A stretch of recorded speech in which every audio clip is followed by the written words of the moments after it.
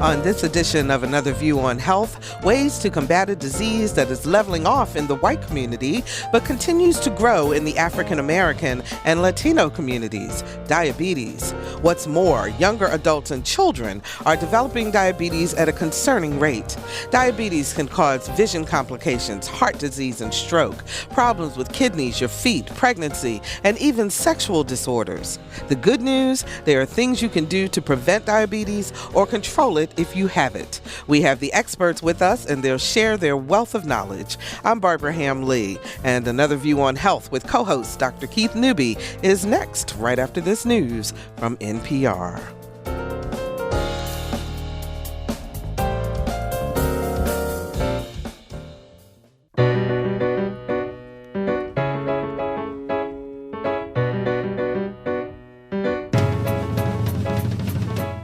Discussing today's topics from an African American perspective, this is Another View.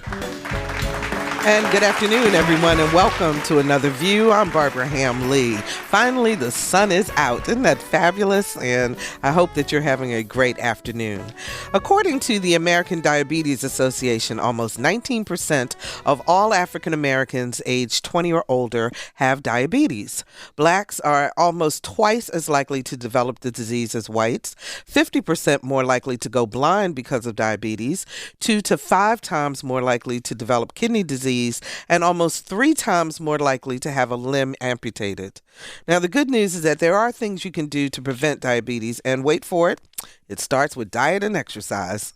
Joining me to talk about symptoms, complications, and prevention efforts is my co-host for Another View on Health, cardiologist Dr. Keith Newby. Hi, Dr. Newby. How you doing, Barbara? I'm good. Good to have you back as always. Thank you very much. Primary care specialist Dr. James Newby. Dr. Newby. How are you doing today? I'm doing great. Family nurse practitioner and certified diabetes educator Dr. Olivia Newby. How are you? Hello. How you doing? Good. And joining us by phone is Waynette Speight, a nurse and certified diabetes educator from Elizabeth City, North Carolina. Waynette, how are you? I'm well today, thank you. Good, good. It's so good to have you with us also. I want to start, first of all, you guys heard me say all these newbies. Yes, they are related. Dr. Keith Newby and Dr. James Newby are brothers, and Dr. Olivia Newby is the wife of Dr. James Newby. So there's the relationship. Yeah. So we can get that out there, right, Keith? Family affair. A family affair, absolutely. So Dr. James Newby, let's remind people once again what diabetes is. Diabetes, in simple terms, is when the body just doesn't process food properly for energy, and more specifically sugar for energy. That can come in a variety of forms where your body's not making enough insulin, or the insulin that it makes is ineffective, or your body is rejecting the insulin, or a term known as insulin resistance. So there's a lot of varieties of causes that triggers this body's inability to process food properly. And there are different types of diabetes, correct? Yes. There are 4 major types of diabetes. The most common is type 2 diabetes. That's about 90% of the diabetes everyone has. There's type 1 diabetes, where your body is completely dependent on insulin. You need insulin just to live. There's what's called gestational diabetes, which is brought on by pregnancy. It tends to be a temporary situation. Once the lady delivers, the diabetes goes away, but they have a much higher prevalence of developing diabetes as you get older. And then there's another form of diabetes. It's a rare form called latent diabetes, where you develop it as you get older, where you start losing the ability to make insulin. It's a form of type 1, but a little different. A little bit different. So, Dr. Olivia Newby, weight, obesity is a big factor in whether or not you will develop diabetes. Is that correct? It plays a major role, but is not necessarily the single reason that you may develop diabetes. A person who has what we call a BMI over 30 has a higher risk. BMI meaning body mass index, right? Index, correct. And what we find that you become more insulin resistant, and it's related to the components of being overweight. So, Dr. Keith Newby, then why do you think it is so prevalent in our community, Well, in the African American community? Well, I think a lot of it. Yeah, you're on. You're okay. Keep talking. I think a lot of it comes into lifestyle changes, and of course, as we talk about this, we can my co-host can elaborate. But when you look at the type of foods we eat, the lack of exercise, because the obesity rates are going up, lack of exercise is really going up, and the types of foods we eat are really, they're not going to be in our best interest. Of high sugar, high fructose, components and high fat components, and all that together, I think, leads to some of that central obesity that you see, where the stomachs are larger, and then the insulin resistance really comes as a result of that. It's almost like a vicious cycle. You eat more sugar, and you start gaining the weight, and then the body becomes resistant to insulin. The insulin levels go up, and then you get more hungry. You eat more of that same type of food, insulin levels go up even higher, because it's a vicious cycle. And unfortunately, so that plays, where I come in terms of the cardiovascular disease processes, because high insulin levels cause damage to the vasculature. It's almost like acid in the arteries. It just kind of starts to eat away at the layers outside, let's just say the inside layer of the vessel. Then that leads to plaque formation, and that's why you'll see a lot of times when we do heart catheterizations on diabetics, you'll see the arteries are smaller. They look diseased from the top to bottom, because of the level of insulin has caused these oxygen-free radicals to actually damage the inside layer of the vessel, and it causes this kind of almost confluent atherosclerotic plaque that just starts to build.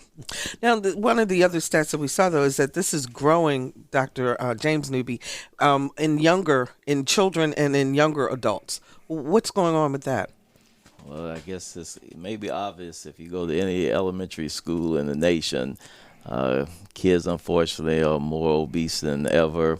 I remember in my days in school, obesity was just a rare kid or two. Now it's probably about 30-40%. So it does start there. It starts with, all the high sugar foods, the way the school cafeterias serve pizza and French fries every day, and that was a rare treat in my day in school. So we have a lot of setup that make young people develop diabetes a lot sooner. And Waynette, I don't want to forget you. I know that you're on the phone with us. So if diabetes is becoming more prevalent in younger people, what does that mean in terms of long-term care and in long-term dealings with the disease? Well, obviously, diabetes is a progressive disease, and the earlier you're diagnosed with it, the longer you're going to have it, and start having complications as a younger person. Okay, what are you finding out in terms of what's going on in Elizabeth City? Is there a prevalence? Is it growing? Absolutely, yes. We've seen a big increase in diabetes in our region. Back when I became a nurse back in 1982, it was rare to ever hear of a child having type 2 diabetes, as I'm sure the doctors can relate to that. And now it's very common that we see a lot of children with type 2 diabetes. So, Dr.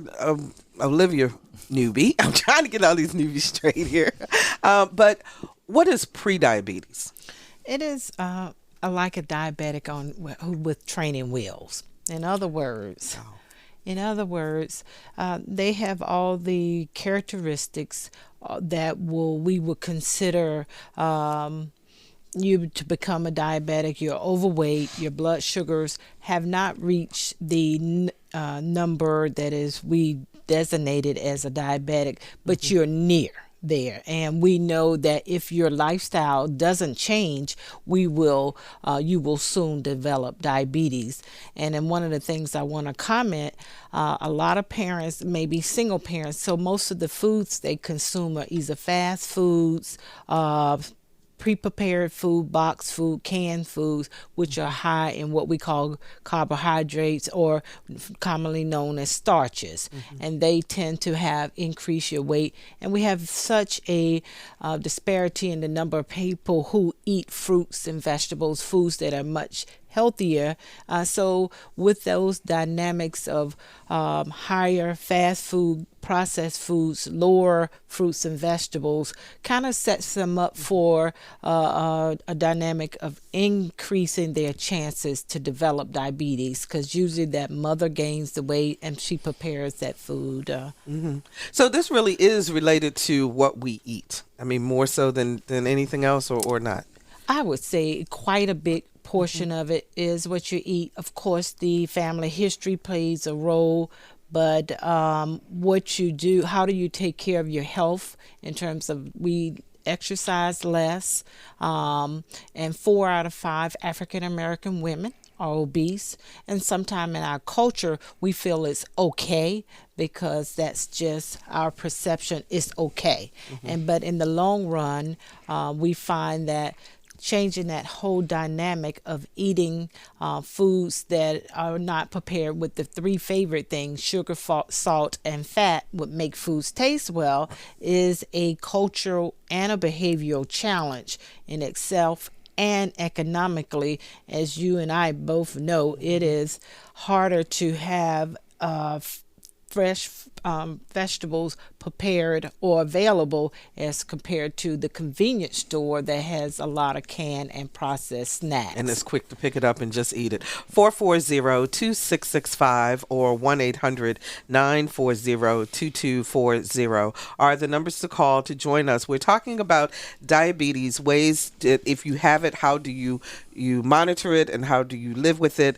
And also, if you don't, how you can make sure you don't get it. 440-2665 or 1-800-940-2240. Dr. Keith Newby. Yeah, one of the things when you touched on the prediabetes, I wanted to make sure we kind of touched on is the danger of prediabetes is that, and even in certain physicians, that don't recognize the dangers of that, there may be some of the older school mentality was that was not a big deal, and that just watch what you eat, blah blah blah. Don't necessarily have to worry about it. But what we find, and what I see in the hospital, is when we get people coming with heart attacks, probably a lot of times you'll find that you won't see an overt risk factor. The blood pressures may be pretty well controlled.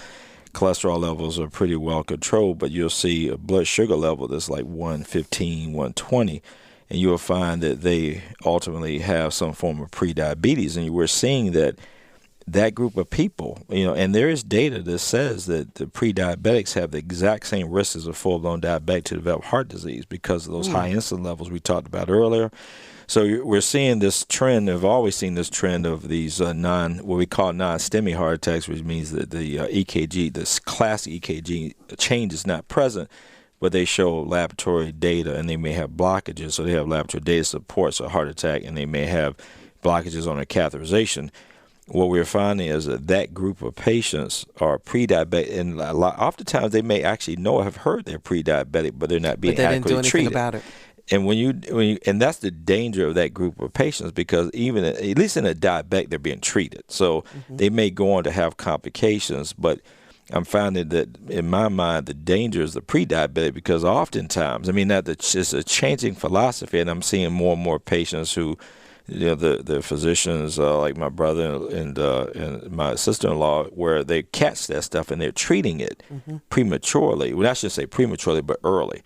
And that group of people, patients, are doing better long term. They're having less heart attack risk, less complication risk, because they kind of get aborted. And if they make those lifestyle changes, a lot of times the diabetes would go away. It may not be quote unquote cured, but you'll check those levels that we check, the hemoglobin A1C levels and other markers of the level of diabetes, and they're normal.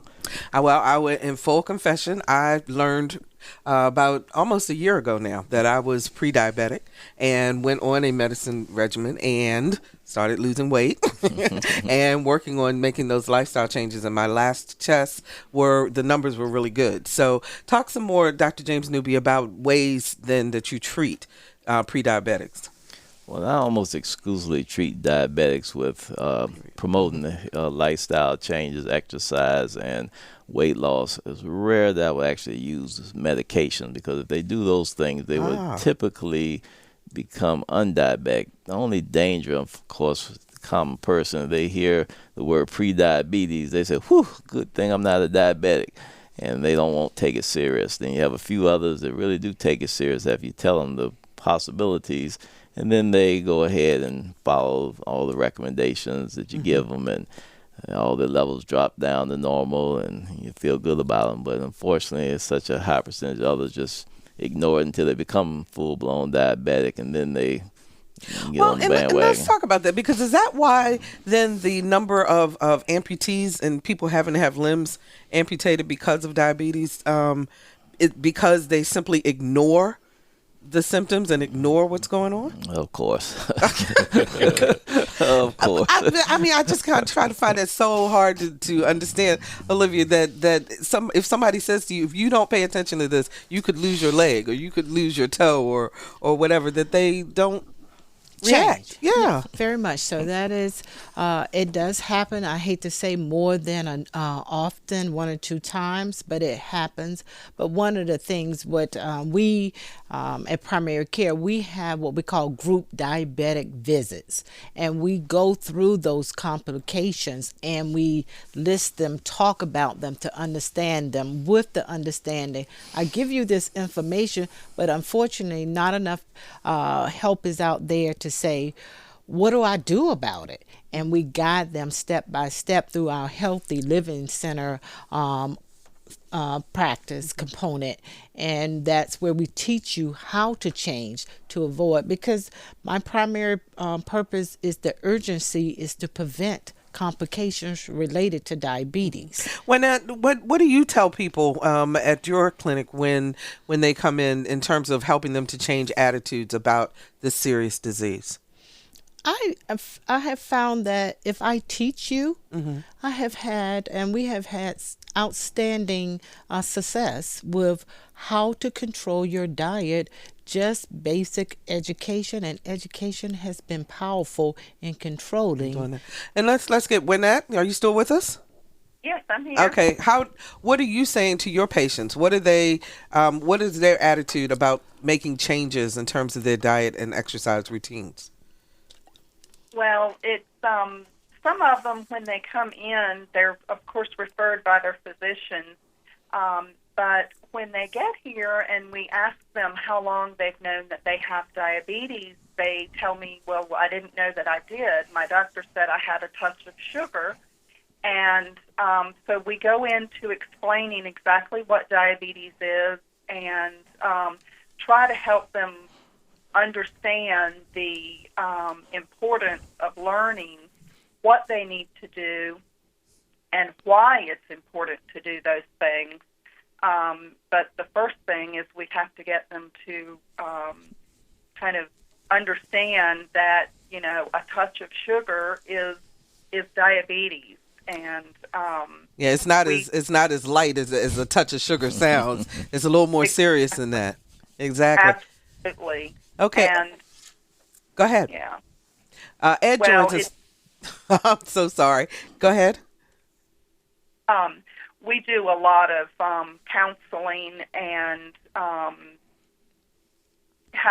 we call them on the phone. We talk to them in group settings and individual settings, and until we hopefully have them realizing how important it is and how powerful they are as the number one person on the team. Okay. Let's go to Ed in Virginia Beach. Hi, Ed. You're on the air.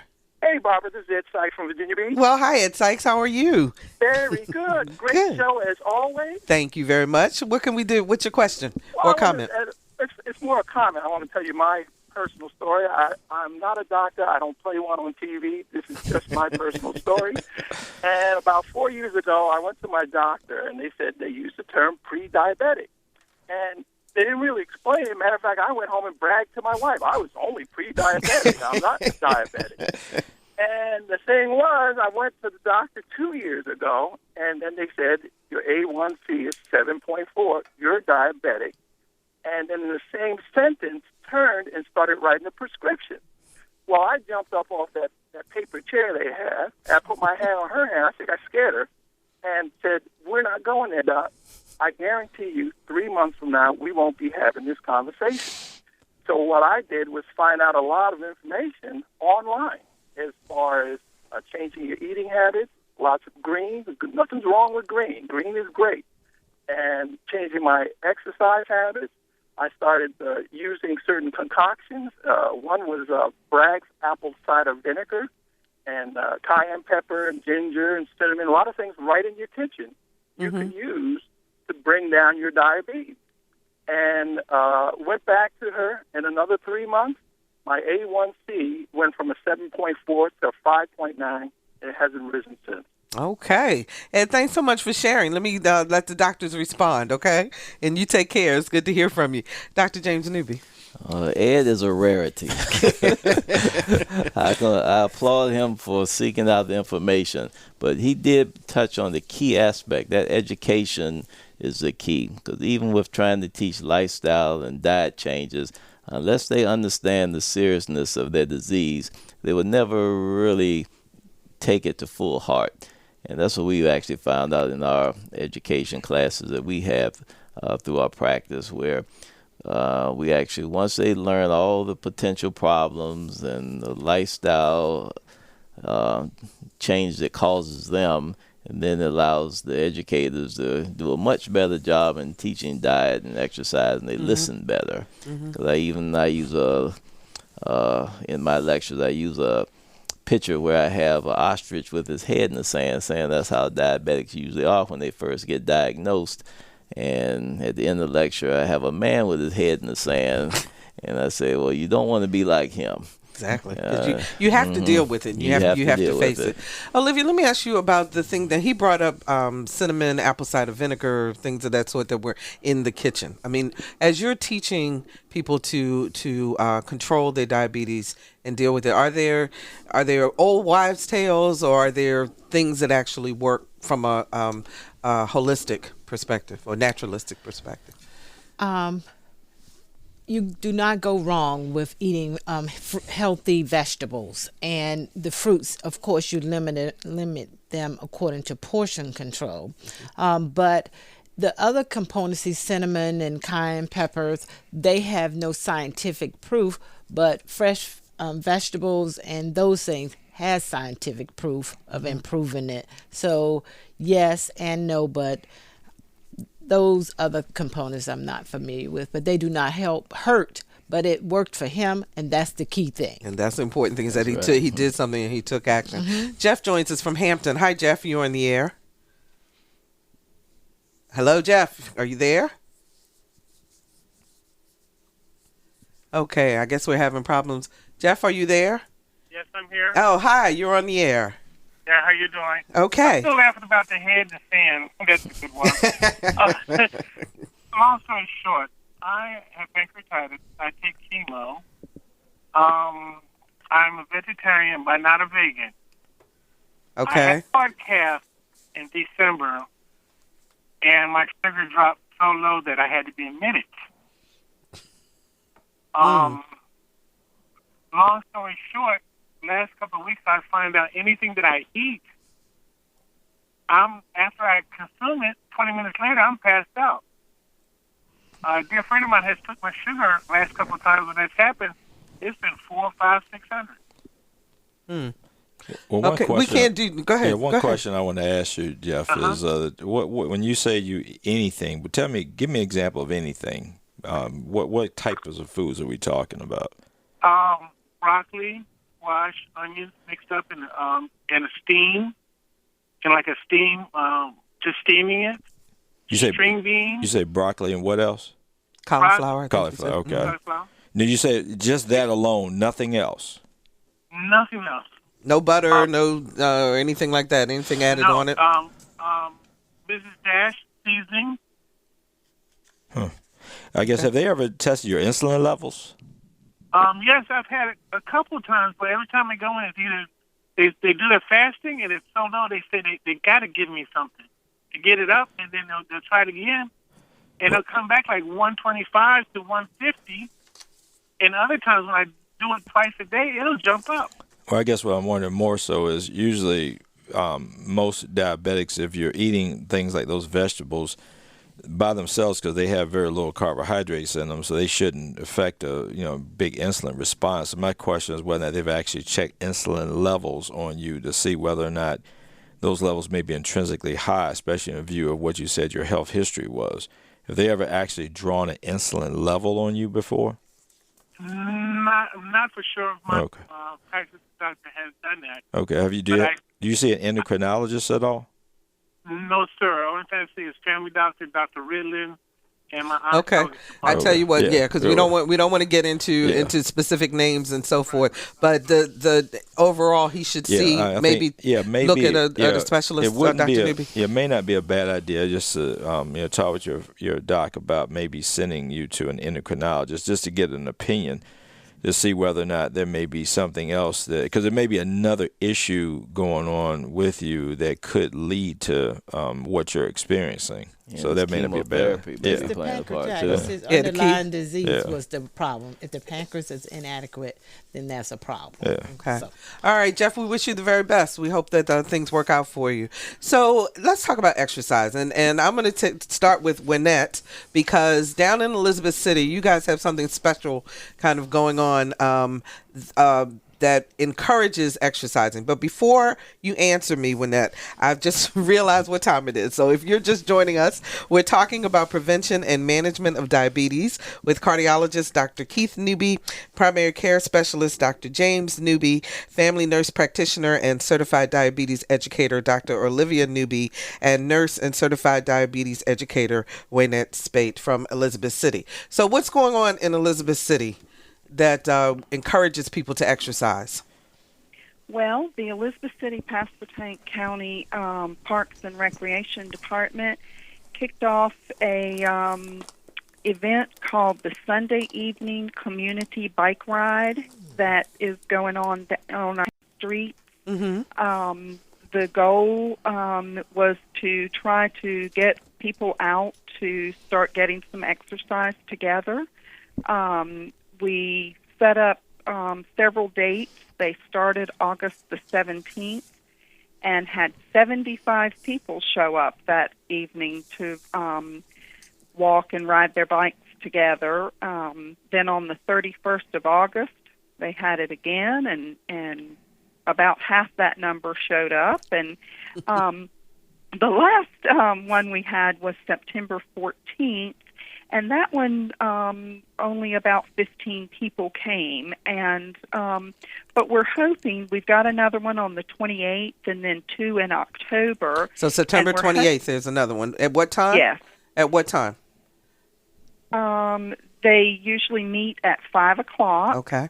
And they go until 7. Okay. And they close off several streets so that it's, safer for the bikers to be out there. And it's been good. We're just hoping that we can encourage more people to come out and support this. So it encourages entire families to come out and ride, correct?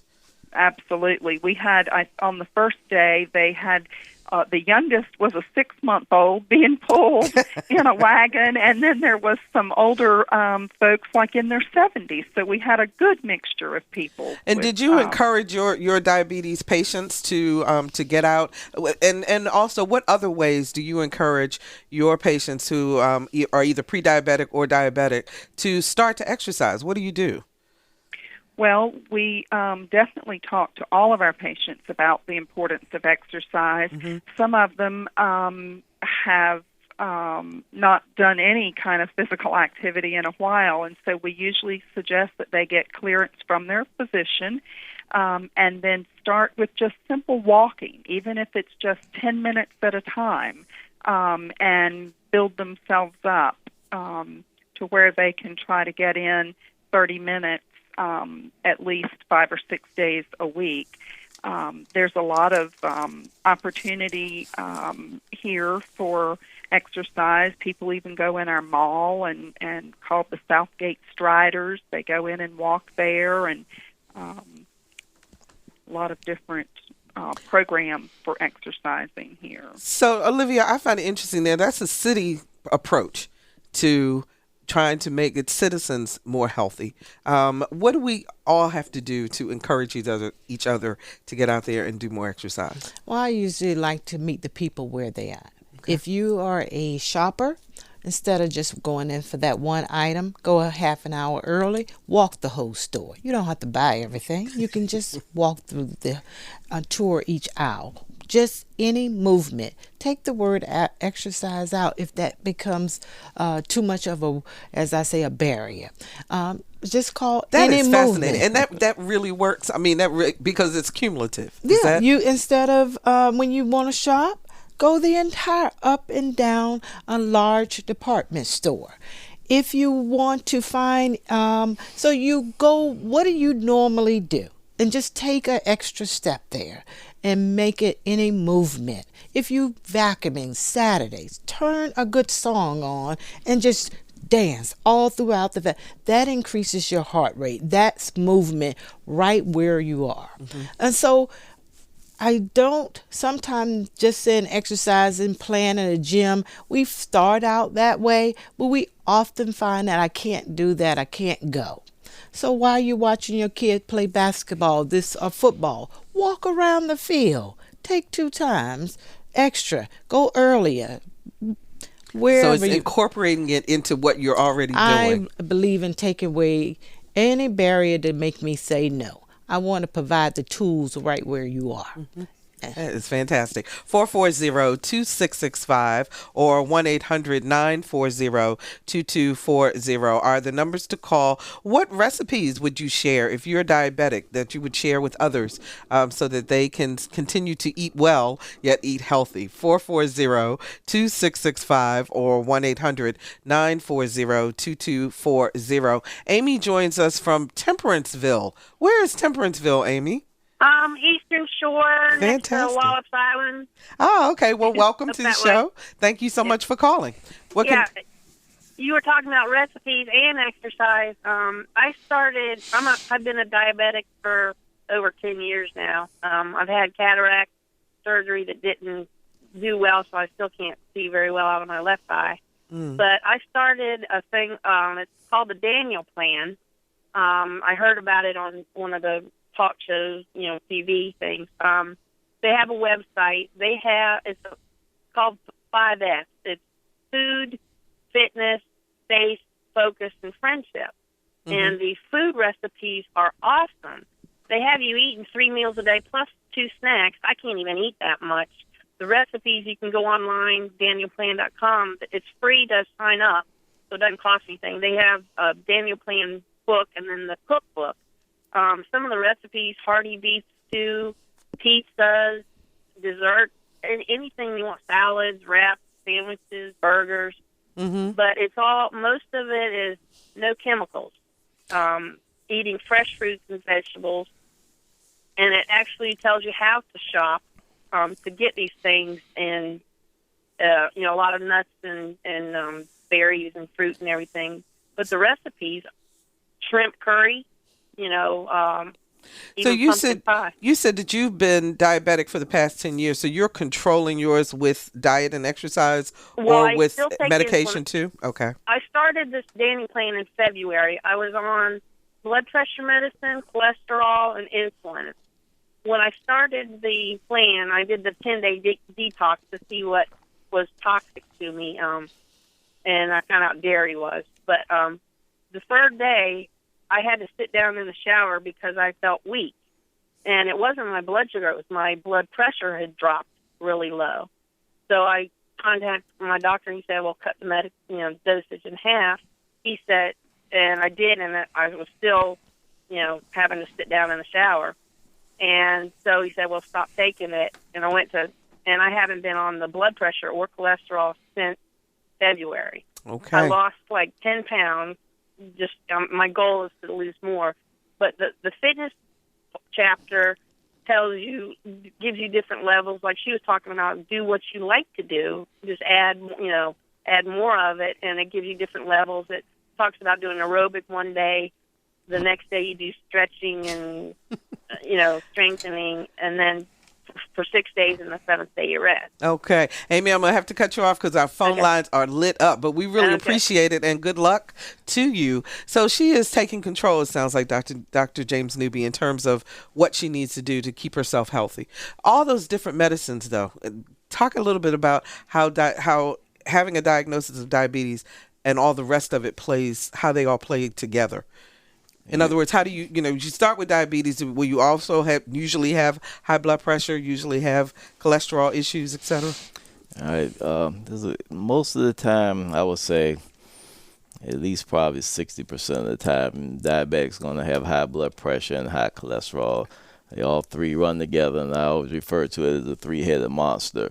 And the core seems to be that insulin resistance triggers all of that, and that's why they all come together.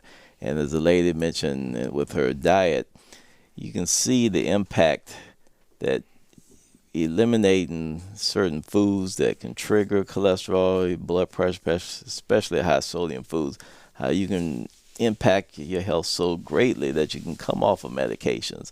And that is a difficult thing to get some people to understand, that they're actually doing the majority of the damage to themselves.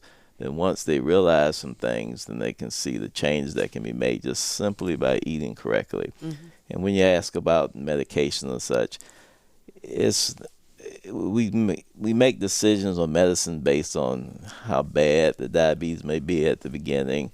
If it's, pre-diabetes or what we may call mild diabetes, we may take time and just let them see if they can't control the diet alone.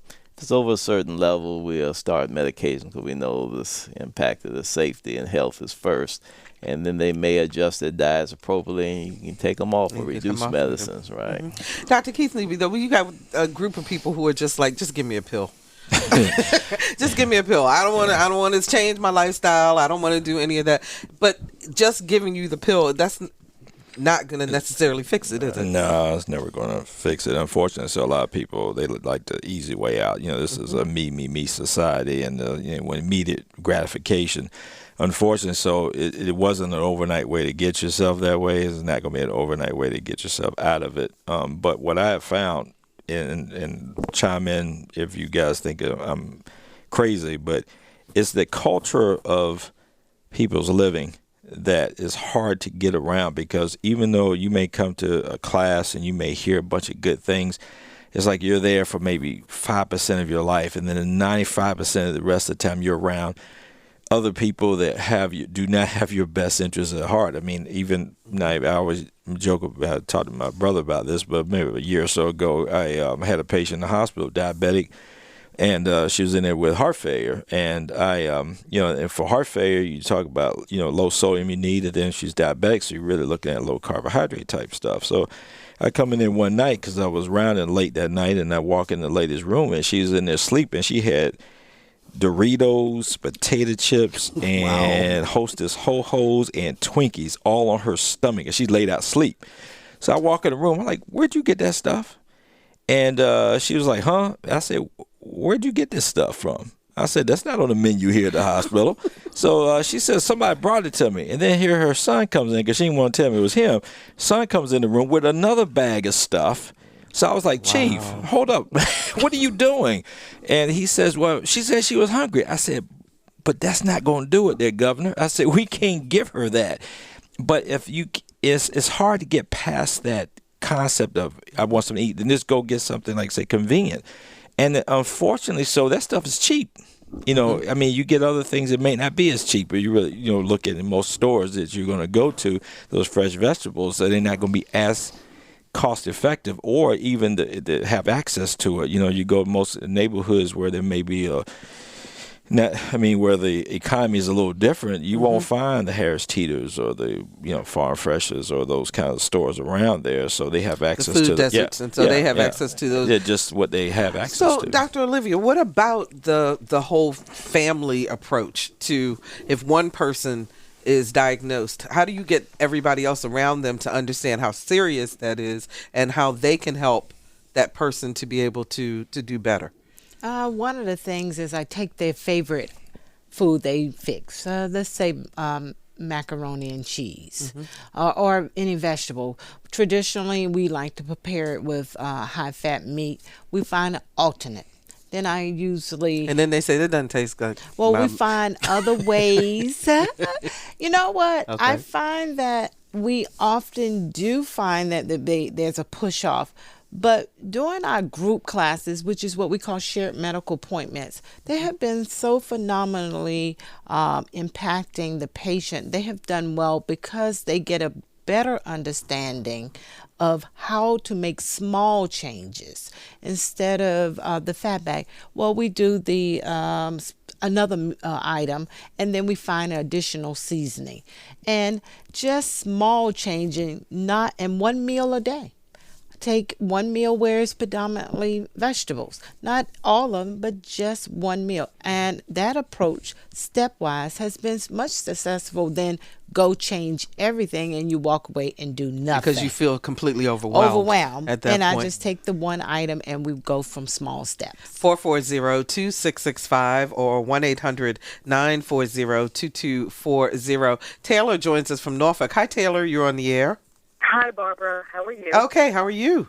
It's good. Good. It's Taylor. We work together at TKR. Oh, yes, I remember you. How are you? I am doing good. Good. This is a great show. You know, I'm an insulin-dependent diabetic of over 30 years. I've got my anniversary coming up in November. But I wanted to share a recipe that I cook it, and it's a quick meal. I use grapeseed oil, sea salt, pepper, all to season, or to taste, pardon me, and I use a combination of organic peppers. You pick the color you want, but I'm all organic. We're all organic in my household, and sometimes I will bake chicken, and I will just slice the chicken breast and put inside. It's delicious. It will fill you up, and it's healthy. So it gives you the sweetness from the peppers, but it also gives the diabetic the protein that we need. And there's not a lot of carbs in that meal, not a lot at all. And it's quick. It's easy. You can make it, and you can make as much as you want and store it. And if you need it for lunch, I've eaten it for breakfast, and of course dinner. I've had gatherings at the house, and that's just been a number one. So it makes like a sauce that would go with the chicken. Is that what it is? No, or it's the actual peppers? I use the oil. I use olive oil as the sauce. I stay away from sauces because we have to count these carbs, and if I put any kind of sauce on it, I already know the numbers are increasing.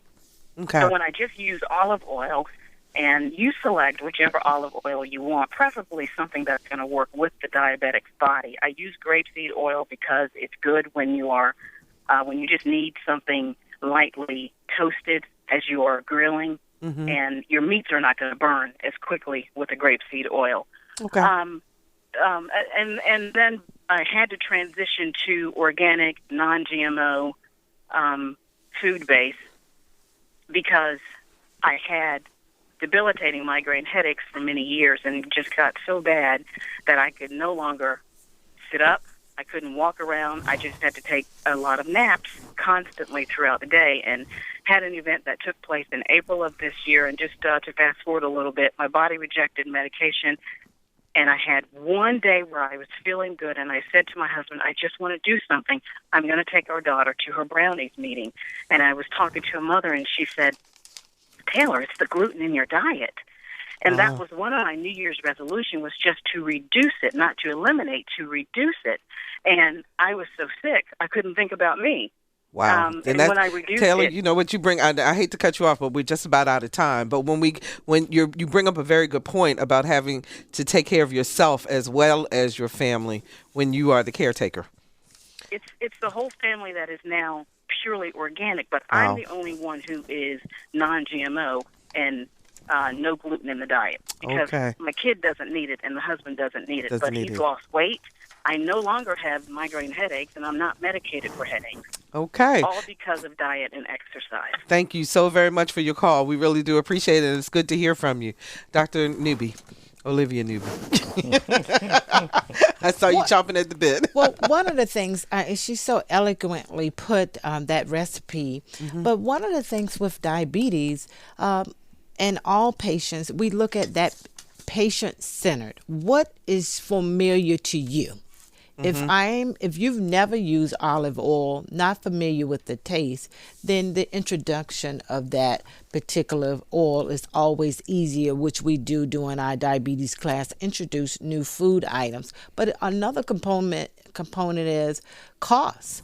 I was going to bring that up because a lot of things she mentioned are very expensive. Cannot necessarily afford, Right. and that's one of the things that I found out in a lot of places. They go and they gave these recipes, and we've never used any of these oils, these spices. So what do I do that I can afford? So the perspective of teaching you to eat healthy within your culture, which we call culturally tailored diabetes care. So if your culture is eating a lot of rice, how do I tell you let's change to maybe brown rice? How do I talk to you about portion control? If you're eating collard greens, how do I tell you to prepare it different but have a portion control? So the whole dynamic is what works in my community that's much more effective than the generic population of this worked for me, but that's so foreign to me and I'm not used to it, and I want to, and food culturally is a comfort. And the key that we want people to walk away with this in less than a minute that we have left is that you can make these changes regardless of where you live, regardless of your socioeconomic situation, but you can still make those changes. I want to say thank you to Waynette Speight, who joined us from Elizabeth City, North Carolina. We wish you the very best on that walk. We hope that that's coming up again soon. I believe you said on the 26th, and we hope that you guys have a lot of success with that. Thank you so much for joining us. We had Dr. James Newby, who is a family practitioner. Thank you so much, sir. It was a pleasure. Dr. Olivia Newby, who is a family nurse practitioner and certified diabetes educator. Thank you so much for your help. And as always, Dr. Keith Newby, we always enjoy talking with you on the show. And I know that the last word you want people to do is to, whatever they do, just try to eat healthy, correct? That's the bottom line. Forget the pills. Yeah. Let's try to eat healthy. Well, we can't say forget the pills. Well, okay. but work on each one conglomerately. Okay, all right. Fair enough. Yeah, fair enough. Don't forget your medicine. Take it if it's been prescribed. And we will be right back.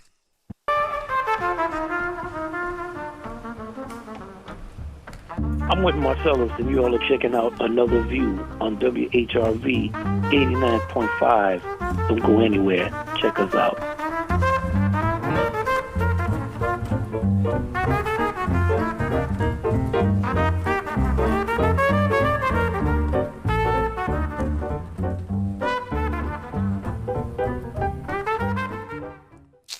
And welcome back. If you've studied Virginia history, then you've undoubtedly heard of massive resistance, the civil rights era policy of the Commonwealth meant to keep public schools from integrating. However, even if you remember massive resistance, few of us can say that we actively sought to end it. Well, former Virginian Donna Humphreys-Anskowitz certainly can. Here's her story from Lisa Godley. Keep your eyes on the prize. Hold on, hold on. It was October 1963, and all Donna Humphreys wanted to do was grab a Coke. Joined by another Longwood College student, Donna headed off campus to the closest store. She noticed a number of African-American children eyeing the candies behind the counter. She thought it was a little strange, not because the children were at the store, but they were there in the middle of the day. And I asked my friend, why aren't they in school? And she looked at me as though I were a total idiot. She said, don't you know, they don't have one. In 1956, Virginia's governor enacted a state policy known as massive resistance that closed public schools that were being forced to desegregate by the federal government. Comrades and allies, let me make it abundantly clear for the record, now and hereafter, as governor of this state, I will not yield to that which I know to be wrong. The policy was repealed in 1959, but due to a stubborn local school board, the public schools in Prince Edward County were still closed in 1963. This had quite an effect on Donna. I was dumbfounded. I didn't understand that. Some things can be so unfair to the innocent, and that began moving me.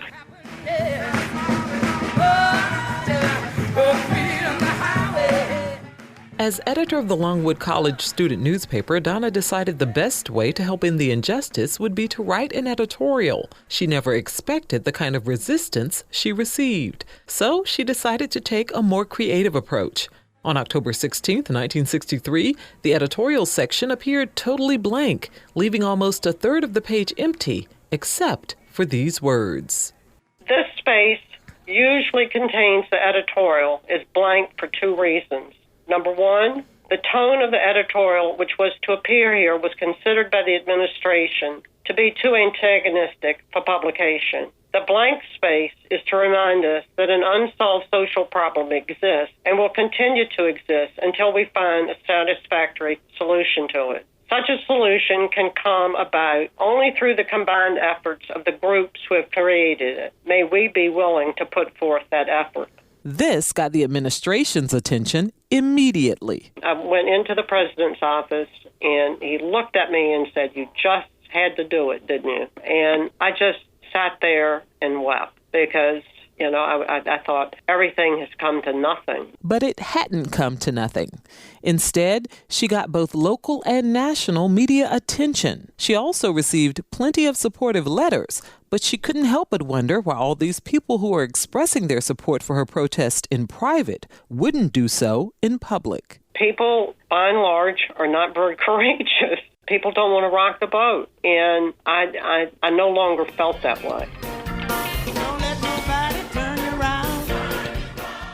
The schools in Prince Edward County were reopened in 1964 by order of the U.S. Supreme Court.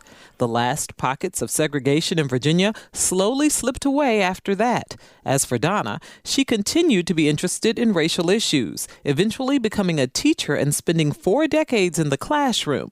But her experience at Longwood College never left her. I never forgot those boys that were walking around the candy and trying to spend their money at Grant's that day when I learned that there were no public schools in Prince Edward County. Never forgot them. Think about them in the Episcopal liturgy, baptismal liturgy. We say, respect the dignity of every human being. For Another View, I'm Lisa Godley. It always takes the courage of one, doesn't it? It's a great story, Lisa. And before we leave you, let me tell you this little tidbit. If you've ever wanted to meet Dr. Keith Newby in person, you'll have the chance on Saturday, October the 11th at the Affordable Care Act seminar sponsored by the Let's Make a Difference Coalition of Pastors in Norfolk. The event will be at Faith Deliverance Christian Center, 1010 East 26th Street in Norfolk from 9 until 3. Dr. Newby, along with State Senator Louise Lucas, Congressman Bobby Scott, and Health and Human Services Director Joanne Grossi, among others, will answer your questions about health care and the ACA. And there will be certified application counselors available to help you sign up for health insurance. For more information, call 757-627-0864 or visit our website, anotherviewradio.org. And while you're on our website, sign up for our eView newsletter, a once-a-week reminder of upcoming shows. And we're on Facebook, so please like us. Next week, an up-close and personal examination of domestic violence. This show is a must-listen for both women and men. Our theme music was composed and produced by Jay Sennett. Lisa Godley is our show producer. Ray Lenz is our audio engineer today, sitting in for Victor Bowen. And Kamaria Mason answered our phones. I'm Barbara Hamm Lee. Thanks for listening, everyone. We'll see you next week for Another View.